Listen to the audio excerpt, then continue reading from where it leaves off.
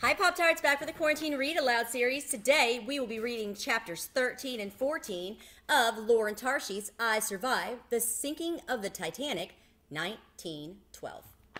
Chapter 13. Strong arms lifted George up. He felt himself being carried. "Papa," he said. "Papa?" Why did his head hurt so much? Had the panther knocked him out of the tree? Was he sick with a fever like Mama? And whose voice was whispering in his ear? "Giorgio! Giorgio! Wake up!" George opened his eyes. Marco's amber eyes shone down on him. This was no dream. He was not sick. The Titanic was sinking. The bow was completely underwater now, and the waves swept over the deck. Lounge chairs sailed past them and crashed over the side. People clung to the rails. A few slipped and were swept overboard. Marco had wrapped one arm around the railing and the other around George. "It's time to go," Marco said. "Go where?" George said, even though he knew they were going into the water. There was nowhere else for them to go. Marco held George's arm as they climbed over the railing. "When we jump as far out as you can," Marco said, "away from the ship." George filled his lungs with the icy air. "Jump!" Marco cried. George pushed his feet and leaped off the boat. He closed his eyes, imagining he had enormous wings that would take him soaring into the sky. But then he hit the water, and down he went. And just when he was sure his lungs would pop, the ocean seemed to spit him back up. George sputtered. The water was so cold it felt like millions of needles were stabbing him. It hurt so much he couldn't move. Someone grabbed him by the life jacket and started dragging him away from the ship. It took George a few seconds to realize that it was Marco. He stopped to grab a door that was floating by. After helping George climb up on top, Marco found a crate for himself. It wasn't big enough to keep his feet out of the water, but it was better than nothing. The crate had a rope attached to it. Marco tied it around his arm and handed the end to George. "Hold tight," he said. They turned and stared at the ship. The entire front was underwater, and the back had risen toward the sky. It groaned and squeaked and sparked. Black smoke poured from its tunnels, and the lights flickered. It was like watching a fairy tale dragon stabbed and bleeding, fighting for its life. And finally, it seemed to give up. The groaning stopped. The lights went dark, and the Titanic sank into the bubbling black water. Down, down, down, down, until George closed his eyes. He couldn't make himself watch as Mr. Andrews' beautiful ship disappeared. A sound rose up around him, people calling for help. More and more people screaming and yelling, hundreds of voices swirling together like a howling wind.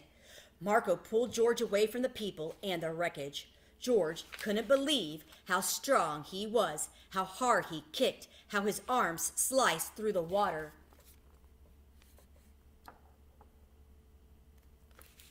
When he finally stopped, Marco was gasping for breath, exhaling cold clouds of white mist. He tightened the rope around his arm and patted George on the shoulder.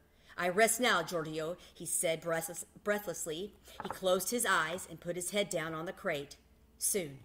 Soon what? George was afraid to ask. Soon it would be over? Soon they would be rescued? Or soon they would be swallowed up by the darkness? George heard men talking somewhere close by. He looked around, relieved that he wasn't all by himself, and took his shock. Just ahead, he saw a lifeboat. "Marco," he said, "wake up!" But Marco didn't move. His arms hung off the side of the crate. His feet dangled in the icy water. "Marco, we need to get to that boat." But Marco was still, and George realized that his friend had used every last ounce of strength. He'd gotten George off the sinking ship and across the icy waters. It was up to George now. He tucked the rope under his body and started paddling. The water seared his hands and arms. It was so cold, it felt like boiling hot, like lava, but he didn't stop until he reached the boat. It wasn't a regular wooden lifeboat. It was much smaller and made of canvas cloth. There were about 10 people crowded inside, mostly men. They all seemed dazed and frozen. Nobody spoke as George paddled up and grabbed a hold of the side. But somebody pushed off his hand. "Get back," a voice said weakly. "You'll put us all in the water." Please, George said. We need help. George put his hand up again, but again, someone pushed it off. And so George pulled Marco to the other side of the boat. He tried again. Nobody helped him, but this time, nobody stopped him. It took 3 tries, but he managed to hoist himself over the side and tumble into the boat. And now for Marco. He got up on his knees and leaned over, bracing his legs against the side of the boat as he grabbed Marco under the arms. He pulled, but Marco was attached to the crate by the rope. He tried again, yanking the rope, digging at the knot with frozen fingers, but the knot was like rusted metal. George struggled, and water sloshed over the side of the boat. Just let him go, one of the men said weakly. It's hopeless. But George kept working on the rope, trying now to break it away from the crate. He was pulling so hard that at first he didn't notice that Marco was slipping into the sea. Please, somebody, George screamed. Can't you help us?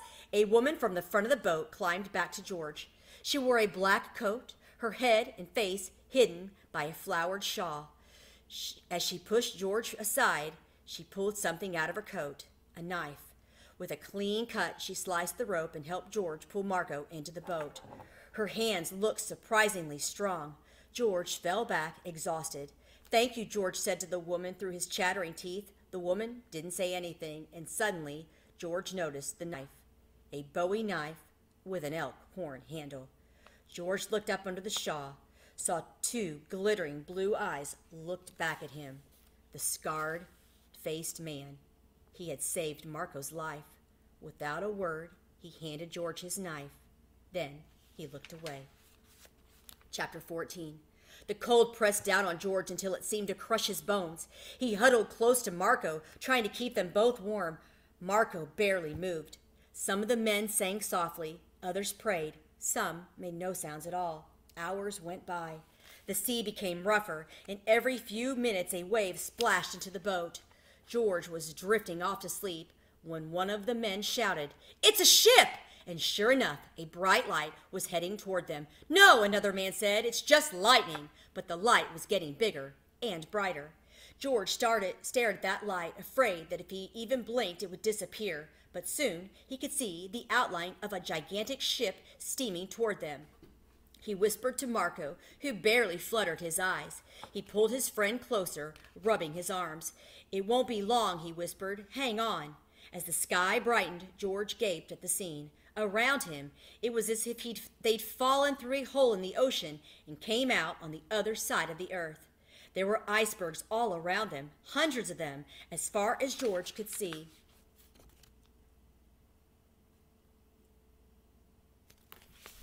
They sparkled in the golden pink light. They were so beautiful, but looking at them sent a chill up George's spine. As the ship got closer, George could see that it was a passenger steamer like the Titanic. Closer and closer it came, until George could read its name, Carpathia. There were people crowded on the deck looking over the rail. They were yelling and shouting and waving, but one voice rose above all the others like a siren. "Papa! Papa! Giorgio!" Marco's eyes fluttered, and he smiled a little. "Enzo," he whispered. George could see the little boy waving frantically from Aunt Daisy's arms. Phoebe stood next to them, waving, with the sunlight glinting off her spectacles. "They're safe, Marco," George said. "They made it." George grabbed Marco's hand, and so did we. We'll see you back next time for Chapter 15. Have a good day.